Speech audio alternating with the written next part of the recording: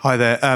Obviously, you've just arrived from Dallas, and you'd have seen the two games here, probably footage of it, probably quite different conditions that you'd have seen in Dallas, I guess. How is that going to affect the way you prepare to play against Ireland? Yes, exactly. The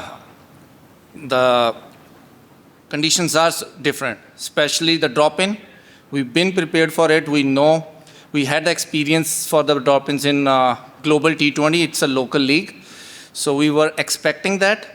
But I think the practice area wickets are quite similar to these. So we are kind of getting more time batting there and trying to execute tomorrow. And so you have practiced at the park, have you, nearby? Yes. The practice area wickets are also drop-ins. So it's kind of a similar, you can say, the wickets in the center. And that's where we are trying to kind of get used to the conditions. Yeah, because, I mean, obviously, I'm guessing that all the teams are thinking you win the toss and bowl and you just try and do as much damage as you can. Yeah, it's always safer, bowling first, you know the target. If the other team doesn't score too much, so you can just play a normal cricket and kind of chase it. So it's always kind of a benefit to bowl first. Thank you. And sorry, if you could please state your name and affiliation before asking a question, that'd be much appreciated. Sorry, that was Thanks. James calling from The Cricketer. Sorry about that. Thanks. Peter Delapena with Dream Cricket.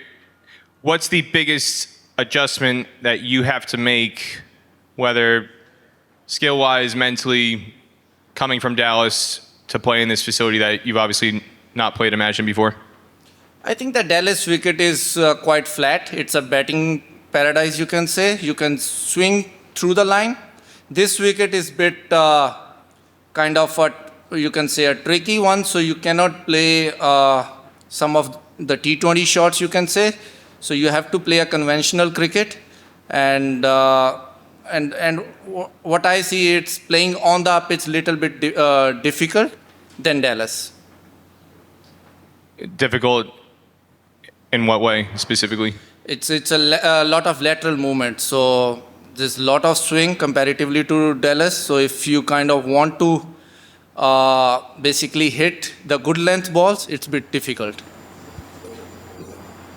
Yeah, Navneet, hi. This is Siddharth from Cricinfo. Why do you think these pitches are doing what they're doing? Are they underprepared or have they not bedded in? See, drop-in wickets, it takes time to settle it down. I think normally it takes around a year or so, but that's what, it's not ideally, I think it's a bit early, but still, it's a challenge, correct? Like the par for Dallas is what, 180, 190, and par for here is 120, 130. It's a different wicket and a different kind of a competition, you can say. It's exciting, basically. You just said it's exciting.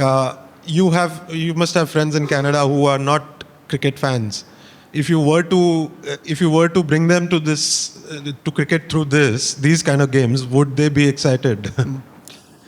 I think it's always not about just runs. So we have to agree that there are bowlers in the teams too. So some wickets will benefit batsmen and some will benefit bowlers. So this is a wicket which is bowler friendly. So you have to play accordingly. You have to adjust. Anyone else? That concludes. Oh. Never mind. Just coming off the USA game, seeing what happened to Ireland today, it's a must-win game for both teams. You're both coming in with a loss for the next match. Are you in desperation mode right now, or are you thinking that far ahead in terms of the equation to try and finish in the top two to get to the Super 8? I think right now we're just focusing on the Ireland game. I think that's the priority for us. We all sit together and basically saw the game, how the wicket is behaving, and our full focus is on the Ireland game. We are not thinking anything beyond that right now.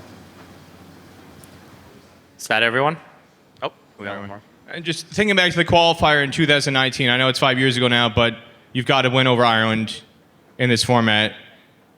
Some of the squads have changed a little bit. Nitish Kumar was the player of the match that day. He's obviously with the USA now. But you have some familiarity with the Irish players. How much stock do you still put into that victory from 5 years ago in terms of maintaining a certain level of confidence or belief that you still got a core group of players who were there that day in 2019 in the UAE to feel like you've got a genuine chance to beat them again?